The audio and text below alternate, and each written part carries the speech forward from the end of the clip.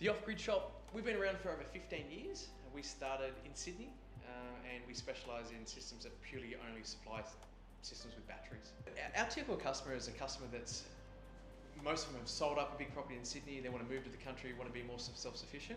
We are very selective with the products that we use because we want to use products that either last a long time or that we can be repairable, we can reuse, or at the end of their life. One of the biggest reasons that we like to choose Volta and use Volta in our installations is because the battery is actually repairable. So if there is a failure, we can actually remove one of those cells, replace the cell. Even if it comes down to the package of the cardboard, there's no sticky tape in the packaging can be reused, you can return the cardboard boxes that the batteries come in.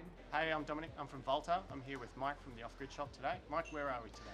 Today we're at Zaytuna Farm, which is a 66-acre eco hamlet, which runs a commercial kitchen, a whole heap of other commercial products off it. Right now we're in the heart of it. This has 8 homes on this property, and most of it's connected through a microgrid, and some of it's just completely self-sufficient off-grid in this property here in the Shannon, New South Wales. Mike, you've told us a bit about Zaytuna. Tell us a bit about the energy usage. What's the setup here?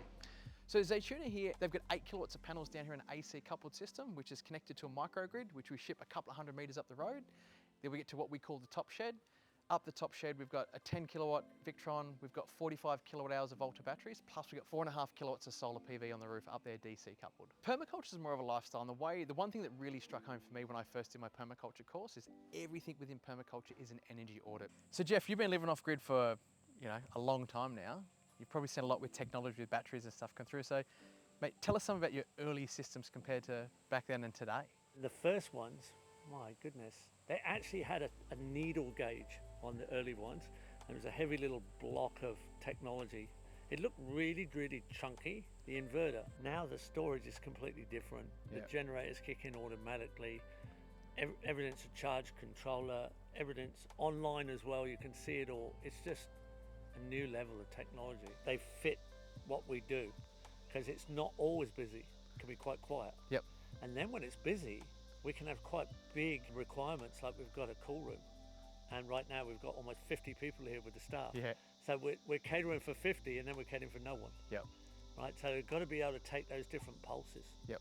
Okay, we're up in the storage shed. Mike, we've got 14 kilowatt hours times 3 here, so 43 kilowatt hours of Volta batteries. Tell me about what's happening here. So we've got a few different MPPTs on the wall here. So one of those MPPTs controls those solar panels. Then we do have another one which handles a 4.5 kilowatt of panels on the roof. And then we've got a 10 kilowatt Victron, which is the inverter charger basically, which takes the power from the batteries and turns it into usable 240 for the farm. And then, a couple of 100 meters down the road, we've got an AC coupled system. We've got a whole bunch of solar panels, which basically powers the microgrid and ships the energy back up to this battery room. Well, that's a wrap for today. Mike, today we learned about off-grid living, Yep. permaculture. We've seen a whole heap of different ways to live off the land and live self-sustainably. We've spoken to some great people. What are your takeaways from today? Look, I love this property. It was my introduction to permaculture.